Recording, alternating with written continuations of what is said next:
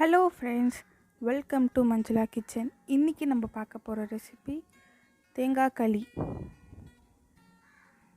வாங்க இது எப்படி நம்ம செய்கிறதுன்னு பார்க்கலாம்.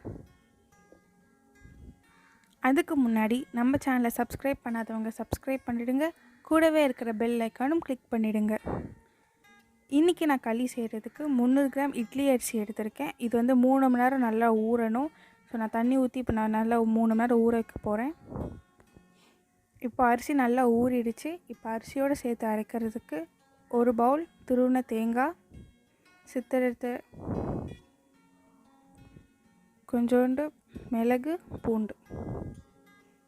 இப்போ நம்ம இதெல்லாம் அரிசியோடு சேர்த்து நல்லா மிக்ஸ் பண்ணிடலாம், அரைச்சிடலாம். இப்போது மிக்ஸி ஜாரில் கொஞ்சோண்டு அரிசி, கொஞ்சம் தேங்காய்,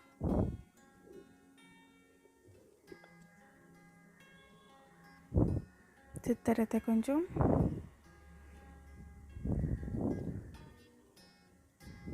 மிளகு,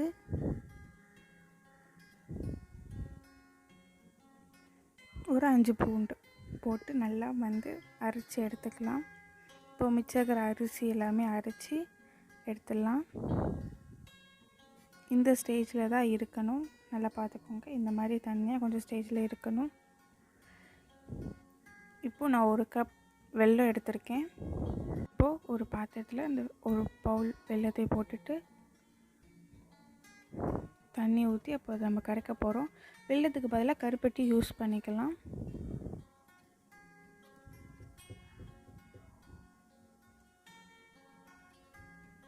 இப்போ நல்லா மிக்ஸ் பண்ணி விடுங்க. நல்லா வெல்லம் கரையணும். கரைஞ்சதும் அதை ஃபில்ட்ரு பண்ணி, ஏன்னா கீழே மண்ணாக இருக்கும், ஸோ அதெல்லாம் ஃபில்ட்ரு பண்ணி திரும்பி கொதிக்க வச்சு வெல்லம் நல்லா கொதித்ததும் நம்ம அரைச்சி வச்ச மாவு இதில் ஊற்றி மிக்ஸ் பண்ணிடலாம். ஒரு 10 மினிட்ஸ் நல்லா கைவிடாமல் மிக்ஸ் பண்ணுங்கள், இல்லைன்னா கட்டி கட்டியாக வந்துடும். ஸோ நல்லா 10 மினிட்ஸ் நல்லா கைவிடாமல் மிக்ஸ் பண்ணுங்கள்.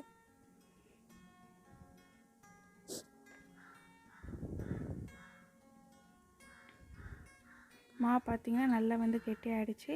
இப்போ நம்ம 2 ஸ்பூன் நெய் ஊற்ற போகிறோம். நெய் பிடிக்காதவங்க நல்ல நெய்யும் யூஸ் பண்ணிக்கலாம். இப்போ நெய் ஊற்றி நல்லா மிக்ஸ் பண்ணிக்கிறோம். நெய் பத்தலை அப்படின்னாலும் இல்லை நல்லெண்ணெய் பத்தலை அப்படின்னாலும் கொஞ்சம் யூஸ் பண்ணிவிட்டு அப்புறம் திரும்பி 2 ஸ்பூன் எக்ஸ்ட்ரா கூட யூஸ் பண்ணிக்கலாம். நல்லா மிக்ஸ் பண்ணி விடுங்க. இப்போ மாவு கொஞ்சம் வேகணும். ஸோ அதனால் மிக்ஸ் பண்ணி கொஞ்ச நேரம் விட்டிங்கன்னா மாவு வேகும்.